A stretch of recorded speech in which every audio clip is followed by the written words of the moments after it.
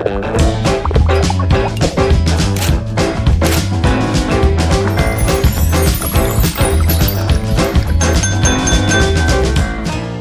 podcast is for stories and sharing, not for medical advice. So if today's topic hits something personal, please ask your own doctor and not your aunties on the mic.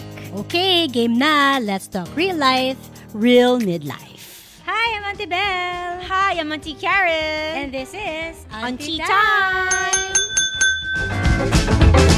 Kung ikaw ba ay mainit ang ulo, biglang irritable, bigla ka nalang umiiyak habang naglilinis, nag-vacuum, naglinis ang desk Nalulungkot. mo. Oo, nasasad, ganyan, na gusto mong mag-moment, mag-isa, this episode is for you. Baka perimenopause na yan, ante. That's right. Oh. So, this, more on factuals na tayo. Tama na ang marehan. Pwede pa rin naman tayo magmarihan ng slight. So, yan ang una natin gagawin. So, ito na pinag-uusapan na natin. Ano ba yung age range na yan, ante? Well, iba-iba nga daw because I only sort of discovered mine as far back as 2023. And it started ng quite innocently because I started playing golf. Oo. But I had this sudden indescribable pain of frozen shoulder. Okay. So I went to the PT and all, but it was in fact an ortho specialist who told me, Karen, you might be in perimenopause. But I remember you made kwento, parang in denial ka pa, no? Akala mo sa golf-related lang Oh, siya. I thought it was golf related, and I suffered for months. I couldn't lift my arms. I couldn't unclasp my bra, or even as simple as mag-shirt lang. Ganun siya It's giving kahirap. excruciating pain, ante. So, it started there. However, feeling ko mas maaga knowing the symptoms of perimenopause, ha? Kasi as far back as 38, I didn't even know what vertigo was. And then I had my first episode of vertigo, which is, I wouldn't really wish it on anyone. It's debilitating, really. So, I think subjective. While there is an age range, because perimenopause could be as far as 10 to 15 years prior menopause. Oo. So, ito na nga yun. So, ito na nga. Not a lot of people know na may ganong yung age na yan at mga symptoms na yan. Alam mo yan, may mga friends tayong Oo nga. they know or in denial. Like I told you, sa aking recent months or years of talking about it among friends, high school, college, and even work colleagues, dalawa ang napapansin ko. Either our friends know but are in denial, simply because to accept to be in the perimenopause phase is accepting that we are aging. Oo nga, na tumatanda. Siyempre, sino man naman ang gustong maka-accept That's na right. agad-agad, right? But the So, second one is pretty much like you. You were feeling all these discomforts and out of this world symptoms. And like you said, you just discovered the word perimenopause this year. yes, menopause lang ang alam ko, ante. So, it's awareness talaga. Yes, One thing yes. is awareness. Second is acceptance. So, Which ako is naman, subjective, Oo. Acceptance is subjective, of course. Correct. And we So- just have to respect wherever they want to accept. Oh, but we're doing this para at least alam din nila ano nga ba yung symptoms and then they decide. Do you wanna acknowledge it now? Or do you wanna, I don't know. Or we kung want them to be comfortable that they're friends like us. We are okay to talk about it because that's part of the blessing of getting in this age. Like I would always say, ito ay isang blessing to be here right now. While it's challenging. Yes. It's a biological recalibration of some sort. Yes, that's right. So, it's an upgrade, as you mentioned in the An beginning, upgrade of being diba? a woman, yes. Correct. Well, Symptom na ba siya? challenge asawa ko yan. Kasi alam niya, bata pa lang ako, masama na daw ugali. So hindi niya alam kung ito ba ay perimenopause o nare-recalibrate at ma-upgrade ang pagkademonya ko. Oo, so baka nga. well. Pero mood swings pa din is mood swings. It's Mood hormonal. swings. Yes, It's hormonal. yes, So, it is. ano nga ba yan, Ikaw. Science natin. Yung parang mabilis na lang akong mairita. One moment, I love you, fam! And then the next minute, ang iingay nyo! Oh, no! Doon ko na-realize na, hindi naman ako ganon. Even my son well, I heard na pinag-usapan nila ng husband ko, no? Parang, why is she like that? She's not like that before. So, merong realization sa akin na, okay, there's a difference. So, baka nga That's the mental na side. hormonal imbalance in Yeah. terms of that. I would look at my partner and would have this, why is he breathing so loud? Yes. Why is he chewing so Nakakairita loud? agad-agad, ano? Oo. So, may mental din ako. Pero matagal na nga akong mental. So, Correct, physical correct. tayo. But I remember you told me, your son, parang you're gung-ho. I mean, you're always checking up on your kids Yes. excessively. Excessively. Is that the right term? Oo, siguro Oo. yun yung aking symptom na I want to know where you are, what you do, who you with, are you doing drugs? Are you minding your Is manners? that normal naman for a mom? Paano siya Oo. naging excessive in a sense? Kasi OA na ako eh. Pati yung link ba? Pati yung link niya. As mentioned nga, pare, drop Link me the link. ng I wanna ano. know where you are, who you with, who's your friend. Parang ganon. Oo. Pero And you again, weren't like I'm just- that before or even... Well, I think I've always been. So I So, don't- ang hirap na. you can't tell because it's a mental thing for me. Excessive overbearing. Aha. Biglang, okay, bahala na kayo sa buhay niyo. May ganung polarity. Oh, okay. So, minsan, ano ka, focus Over. na, over na focus, and then minsan, Polar what the tayo. hells, ganon. Yes, that's right. That's right. Okay, that's good, that's good. Graduate na ako sa melatonin. I have discovered and became friends with magnesium glycinate. Oo, what At does it night. do? Sabi nila Para- nag-regulate daw ng mood tsaka pampasarap ng tulog. Ayun naman pala, nag-regulate nga ba? So far. The past, hindi yung mood ha, but the sleep. The sleep. The sleep. it Tsaka helps. siguro we're all guilty about, having that automatic wala nang TikTok pag 30 minutes before sleeping time. That's a Wala good nang tip. O, doom IG, scrolling kasi ang scrolling, nangyayari. oo. Oo. So siguro I have to impose it on myself. Oo. Apart from all the supplements and the pahid, liniments here and there. Oo. Siguro talaga yung disiplinahin ko na lang sarili ko, Oo. hindi na ako magbubukas ng Self-care IG. naman din yun, ante. Sometimes you don't need answers right away. Women, I think, we just want to feel heard. Yes, agree. That's true. Pakinggan nyo lang ako na again, anong favorite line ko? Hindi ka nauulol. This is happening. This is happening because you are going through an interesting transition in life. Correct. Agree. So yan, so importanteng makicommune tayo sa ating mga friends. First and foremost, consult a physician first, whether it be your primary physician or us in the clinic at Centro Holistico. So depending on what your issues are, that's the only time we get to list the labs. So in general, you look at your cardiometabolic functioning. So whenever we say cardiometabolic functioning, it's how your body is translating or transforming everything you put inside it into usable things such as energy. So what do we look into? We look into your lipid profile or your cholesterol. That's very important. We look at your blood sugar, of course, your blood sugar markers. We look at your liver, very important detox organ. We look at your kidneys also. So that's an important organ for detoxification as well. We look at CBC. We look at your hormones. We look at your thyroid. We look at your vitamin D, vitamin B. So there's a number of tests. All of those are extracted through blood or serum. No fancy tests. You can just go through go to any diagnostic labs and they can do that for you easily. So some HMO actually covers those. Yeah, so Yeah. So ako personally, I went to doc because I wanted to know ano ba yung mga hormones na kulang na or Yeah. kailangan na ng help. Yeah. Doc, right? So can we help our listeners also? Ano nga ba yung mga hormones na pinag-uusapan natin when it comes to this stage Yeah. na ng perimenopause and menopause? Yeah, so more commonly, patients ask about estrogen, which is very important. That's the mother.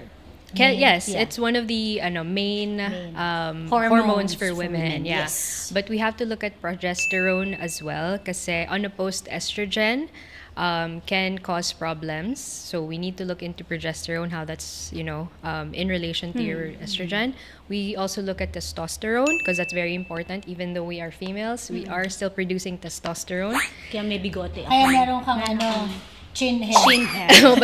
but it can be from other things. Kasi chin hair or like acne can be a sign of PCOS, which is a separate So, conversation. PCOS din. Yeah. So Oh, even okay. even if you are in perimenopause or So, even before PCOS that. can also be present during the Yes. perimenopause. So Okay. PCOS is a syndrome. Ayoko So it na. has. Well, this is why I know it's important for us to Yeah. look at everything. So we mentioned already estrogen, progesterone, testosterone. So those are three main hormones. But what we also have been looking at, which is very, very important, is your thyroid hormone. So I tell my patients it's the one that pushes pathways forward. But my mom likes to describe it as, the or the conductor of your symphony. So my mom is also a doctor. Yeah, so she's also doing hormone of therapy. symphony. Yeah, BHRT. Yes. Okay. So everything works together. Everyone is communicating well with one another. So it's really an orchestra. Our hormones are a big orchestra. Is a big orchestra. And if one instrument is not playing well, the other instruments won't sound as good, diba? Or the whole orchestra won't sound as good. That's Yeah. so beautiful how she describes it. But yeah, Parang pero Doc, ganda-ganda dati, nang maging mag-perimenopause. no? with that orchestra and Ako, conductor wala nang sa and tono, all, lahat siya. Wala sa tono pala yun. After getting all my clearances, the lady parts test and clearance from my OB, I was given HRT. So I used it for the first half of the year. I think some of my symptoms were addressed. Felt fine. However, in one of those seemingly innocent, sinamahan ko lang ang nanay ko na magpa-check up at nagpa-check up na rin ako. May nakita pa sa akin. In your liver. In my liver. Right, Which is a major organ. So I went through another test of CT scan and what. So I saw a specialist also. So I have liver hemangioma. And then the specialist said, that's okay. No. Because Wait, if sorry, I... what is liver? Liver hemangioma, to my understanding, Doc, para siyang nabubuong Blood vessel. blood vessels sa liver ko. Sabi nila benign. But I don't care. Because to me, that's not normal. And that's a major organ. It is. So, merong sabi rin, it could be from your HRT. So, when Is I... there a correlation, Doc, sa ganun? So okay, sige, simulan ko na yung Because conversation. when I went to, Yeah, I went to sige. see my OB. Yeah. My OB said, stop your HRT Yeah. completely. Yeah, And I'm yeah. like, but it's helping me with my other symptoms. Yes, correct. And she goes, but just stop it. Yeah. Stop it. Which is, I understand. That's a major organ. Yes. So, I was left to feel, so I'm going to suffer again. Right. Yeah. That's why I started researching and found about also BHRT. So, which is where I'll give the floor to you to help us better understand. Yeah. So your BHRT, where you source it, is also very, very important. You have to know the source, how it's manufactured or how it's made also, because not all compounding pharmacies are the same. I personally work with a compounding pharmacy who is a member of PCCA. So that is like the top tier provider for hormone, any BHRT na supplement. They go through rigorous testing. They go through, their raw materials are really, very, very good, top notch. So just just to inform everyone also to ask then your practitioners or ask your doctors if they are working with a compounding pharmacy who is using top tier raw materials and sources. So Wag sa Temu, ante. Wag sa Temu. Wag ka sa Temu sa Shopee. Oo, kasi yung Nakakatakot Doon yun. ka sa reputable compounding. Baka bigla kang Buti tumahon. Yes, compounding pharmacy. So Maiba mga bio, identical mo. Yes, Tumahon ka oo. bigla. So bioidentical hormones, it is the perfect key for the lock. So it turns it on all the way, and then the cell will do everything, properly, etc. When we say synthetic, it's a key that fits, but it won't turn all the way. So it can have some effects which you have felt, but there are also some side effects then that some patients experience or are more commonly related to that na medication, all because it doesn't turn the lock all the completely, way. yeah. Correct. Yes. So yun. So again, not good or bad. It's just what they do inside our bodies. Pero it's still available in the market. Yes, the it is. So, why are we, I'm just curious, Doc, bakit meron pa din ganon if we have the BHRT? Or is it like a, pwede naman nagta-transition ka na to BHRT? You start off with Can. like So it's a that? conversation with your doctor. It's really ano to, having the, like you guys, kasi you research upon it, right? You research about it. So we come up you- with an informed decision. Correct. For Yes. ourselves. Yes. Wait, Diba? sorry, BHRT is something that you take Yes. So orally ba? yes. So great. Okay. Another great question. So you can take BHRT orally through what we call sublingual troches, like you put it under your tongue. There are also creams, vaginal creams or vaginal na suppositories. So those are those are usually what we prescribe to our patients. It's just really the route that we explain to them the importance of the route, kasi where it passes through will create a different reaction in the body. So when we take oral supplements or oral na BHRT, we get what we call yung parang first pass effect. So when we say first pass effect, it passes through your liver. So if it passes through your liver, your cardiovascular or your liver also gets the benefits of that BHRT. Huwag ka lang magkakamali, ante, na yung vaginal, lagyan mo dito. Tapos yung wag ganon, Wag ganon, ante. wag po. Liwanagin natin yan, Dok, ha? Wag po. Opo. Oo. Yes. Gusto kong pag-usapan yung mga hindi pinag-uusapan ng mga ante. O pag-uusapan natin pag nakainom na tayo ng ating third Ay, alam ko na to. This is the Aperol. exciting part. Exciting This is part. the exciting part. Oh, ano nga Kasi yun? Sabihin mo na. ante Doc, nanunuyo. Down there. Down there. So, does BHRT also address Yes. the sexual dysfunction? May solusyon ka na, May ante. solusyon Yes. mga ante. Yes, no. That's important. Yeah. That's Yes. also an important conversation to have. Yes, Kasi yes, nga we yes, live in a, conservative quote-unquote country, diba? Not a lot of, people talk about it. But yes, just to answer your question, estrogen and testosterone are needed for libido, vaginal dryness. So like sexual health. When dryness, nagiging mas taut yung natin, like area, yung skin. Nagiging beef jerky na. Yes. Wag naman. Ano bang mas friendly? Yeah, but Wala so pa. those are, Dried tap. sun-dried. Sun-dried. Sun-dried tap. So the title is Crippling Loneliness. Did I do this to myself? Ang title pa lang pasabog na. Drama. Okay, so I was once upon a time a happy-go-lucky girl with an exciting job, tons of friends, and super busy social life. Ay, relate tayo dito. And little by little, my world shrunk to nothingness. Oh, no! Okay, it all started during COVID. I lost my job, but I rebounded from that by launching my own business working from home. It went okay, not breaking the bank, but keeping afloat. On a personal side, though, things really took a turn. One by one, my friendships fell apart.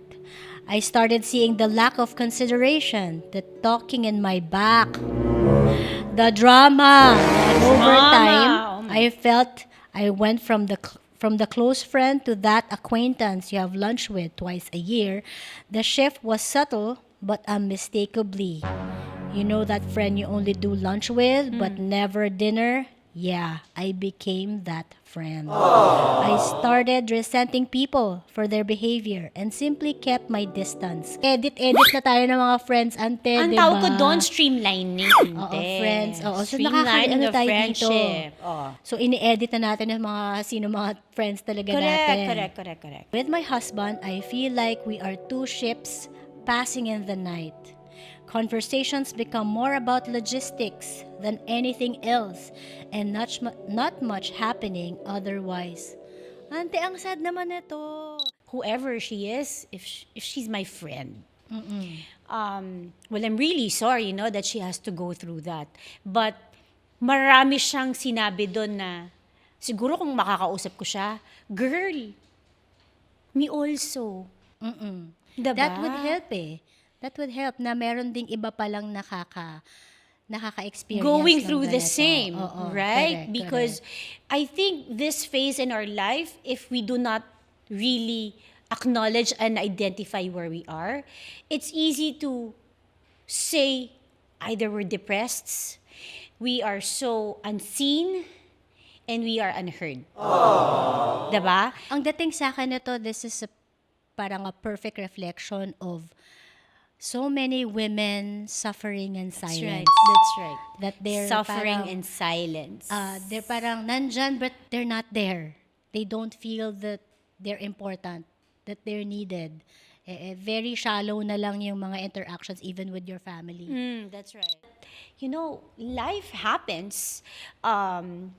We are in the age of taking care of our elder parents, older parents now.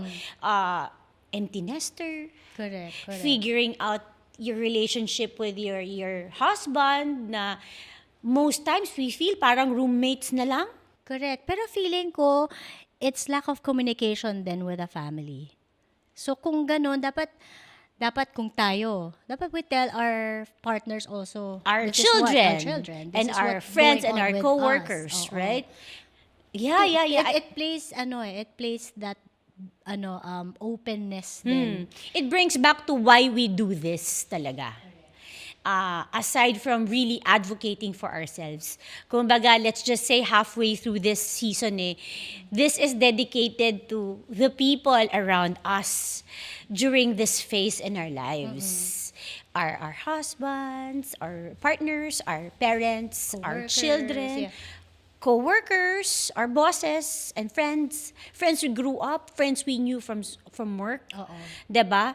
And then, That compassion is important. at and I this hope stage they for do us. understand we're not using the lack of hormones as an excuse, because we want to help ourselves. Yes. And if you feel alone, it could feel so dark and lonely and empty. Yeah, this is exactly what she's Diba? I saying. think that's what she's feeling. So I hope if she's my friend, or I don't know if she would stumble us in the World Wide Web. Oh, tanda, World Wide Web. No? If she finds us, or if you need to hear this, hindi ka nag-iisa. You are not alone. Yes, You are definitely. not unseen. You are not unheard. And And the first people that you should reach is your family talaga. Yes, muna. yes. Baka they just need to understand what you're going through. yes. And then make Send a them plan. reels. Oo. Send them snippets of information about Correct. perimenopause. It doesn't have to be so serious. Invite your husband to go with you sa doctor sa appointment Yes. mo. And then find your tribe again. Correct. Your tribe might not be your old friends. They may be new friends that you haven't met yet, or Correct. na hindi mo pa na-discover. Oo, nandito naman din tayo. Nandito kami. Message And kami. there are a lot of people like us as well na Actually, we have been receiving private messages from friends who are saying nga na, it's wonderful that you guys are doing this, because it's not just nakakatawa, yung nakaka-relate, because we are there, right? Smack in the middle of the funny thing that you're saying. It's not funny. It sounds funny, pero totoo eh. Correct. It's real. So, yeah, I hope she finds her tribe. She finds herself again. Correct. There's another letter. Title nito ay I'm drained na super sa mom ko. So you can just notice that this is a child, no? God, that sounds like my child. Drained na siya sa mom niya. So this is that letter. So here it goes. So I wanted to vent and seek advice about my mom. Sobrang naaapektuhan na ako mentally to the point na ilang beses na ako lumayas here and pumunta sa dad ko. O Kabilang separated. city lang. It seems that way. Ah. Sobrang toxic and pessimistic niya kasi around the house. Tipong bawat galaw mo ay nakokomenta ng masama. Ganun ka ba, ante, sa anak Hindi mo? naman masyado. May napapagod din naman ako mag-comment. Okay, sabihin natin yan kay ante. Ay, sabihin natin yan sa anak mo. Totoo ba, Inigo? Totoo ba? Please drop a line, Inigo. So, masasabihan siya ng kahit kailan tatanga-tanga ka talaga. Gaga ka. Are you sure it's not you? No, it's not me. Because, I have voice. I would say gago. But there are times biglang magiging mabait, Ay. sweet, tatawa. Bipolar ang ante. Iniisip ko minsan baka dahil tumatanda na or baka menopausal stage na. Ayan, enter frame Ayan na na, tayo. enter frame, Antes. Kaya I wanted to ask for advice here kasi plan ko na naman lumayas. Isang layas yung batang yan. So yan, Ilan lumayas, taon daw yung ante. bagets na yan? Pakisabi. Wala pa. Walang Alamin edad. natin. Konting background sa mom ko. Mabait naman siya, see? So may difference talaga. Sinong mabait? Remember. Mabait naman siya, lalo na sa animals. Ate, ikaw nga, Ay! ante. Yung mga pusa mo pinag-uusapan. Hindi ba ako yan? Inigo, Sa hindi ba animals ikaw yan? At mga nanlilimos. Ay, baka nga ako yan. Oh, sabi ko sa iyo eh. Pero hindi naman siya- kami wala. Mahilig siya mag-help at mabilis siyang maawa to the point na kahit puro utang na kami, bibigyan niya pa rin Ay, hindi ako ng yan. 200 pesos. Yung, hindi nga ito to. 200 pesos yung kakilala naming pulubi. May kakilala Meron sila pala. pulubi. Tropa. Na may dog. Tropang pulube. Okay? Karen siya. Ante, ikaw. Ako nga yata yan. Minsan Karen siya sa groceries, sa mga stores. Pag nagkamali yung cashier, for example, hindi napaghiwala yung soap sa food ng plastic, is sinasarcastic niya at pinagsasabihan, pinagagalitan. So what's wrong with that? Normal mo lang yun, di ba, ante? Normal lang yun. Ewan ko, basta for me, ang hassle niyang kasama. Like, pwede namang in a nice way. Does it really need to be harsh pag gano'n? Does it really have to be like that, ante? Yes! Just to get the message across. Okay. Iniisip ko na lang din na tiisin ko hanggang makagraduate at saka ako bumukod. Pero sa stress ko dito sa amin, baka hindi na ako umabot doon eh. Feeling ko rin may pagka-bipolar mom ko. Kasi grabe shift ng mood niya. Ay, ganun talaga ang perimenopause. Ang shift talaga. Nagmumura na lang bigla sa sobrang galit. After a while, tatawa sa akin, kesyo ganito, ganyan. Mag-chill, tapos biglang rage na naman. Sinong hindi mas stress? Mahina pa naman ang heart ko. Mabilis magulat at mabilis akong umiyak. Sumasakit dibdib ko kung may sumisigaw at nagmumura. Help me please. I'm tired ASF. As fuck. As fuck. Ano ba yung ASF? As fuck. First time kong napisikal kasi nag-away kami. In the long years, first time lang mapisikal ng 18, 19, 20. Ang dami niya ng hanash. Anong masasabi mo, ante? Nako, Perspective sabi ko ko ng sa'yo, isang anak. Sa isang ina na sa tingin ko nagpe-perimenopause. Sa tingin ko, ha? It's almost like a textbook case of perimenopause. And it doesn't help, like we have spoken before, that there's a higher chance of separation and divorce during the menopause. So, ina-assume period. natin na yung hiwala yung mag-asawa Malamang, dahil doon. it could be a factor. Hindi, feeling ko kasalanan ng lalaki. Yun. Kasalanan ng lalaki yun. Hindi marunong mag-adjust. Lalaki ang may kasalanan sa lahat. Anyway, I don't wanna blame, pero medyo nung ang haba ng sinabi niya, nagdidilmang paningin ko eh. Parang, kahit ako yan, pakita mo sa akin, sasampalin ko yung bata. Ay! Hindi pala. Hindi. Pero, ante, marami. To be fair, hinintay siya ng 20 years bago siya masampal o masabunutan ng nanay. Oh, eh, eh siguro kawawa sa akin yan, 11 ka pa lang, nakatikim ka na sa akin eh. Diba? Kawawa naman ang mga anak ni Ate. Okay, hindi. Tandaan mo, tayo ay ang panahong nakatikim tayo ng jombag sa ating mga magulang. Totoo naman. Diba? Ang weapon of choice ay madalas hanger. Hanger, sinturon, chinelas. Oo. Ngayon, So, kahit is you that ask my something- kids, hindi, you barely, no eh. Hindi mo na nga ma-jombag growing up eh. Kasi tayo nun, Gen X, ang iniisip natin, pag ako lumaki, hindi ko gagawin sa mga anak ko yan. And true enough, the Gen X parent were very inclusive and mindful of their children na ang galing na tuloy ng mga anak natin. Diba? Kasama na sila sa conversation. Oh, kaya nga, nag-vent out na sila ngayon. Nagve-vent Hindi kagaya out. natin, hindi natin Hindi magawa pwede yun sabihin dati. yan. We are seen but not heard as children and growing So, up. pero ante, ang daming nakaka-relate dito. May talagang perimenopausal women right now. Bakit? Nung yung na nanay may ko nagaganyan, teenager. wow, iyak na lang ako. Tayo yun. Ngayon, anong dapat nilang gawin? Magtiis din sila.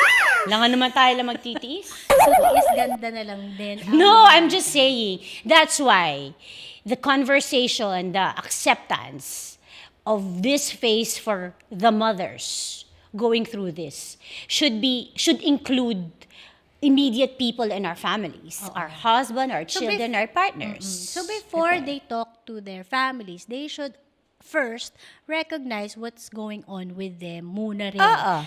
Discover din nila ano bang nangyayari talaga. Self-awareness is the key. Oo. So pag na-realize na nila, this is probably what I'm going through. And I know this is not me. This is the hormones talking. I should talk to my family about it. Because So we're parang mothers. We would die communication for din our eh. children in a heartbeat. Agree. Diba? Yun din ang sanang ma-realize ng mga bata ngayon. But they would never know until they become mothers or fathers themselves. So, Hindi, sabihin mo na ngayon. sasabihin ko Maghintay pa ngayon ba kung tayo? sino ka man.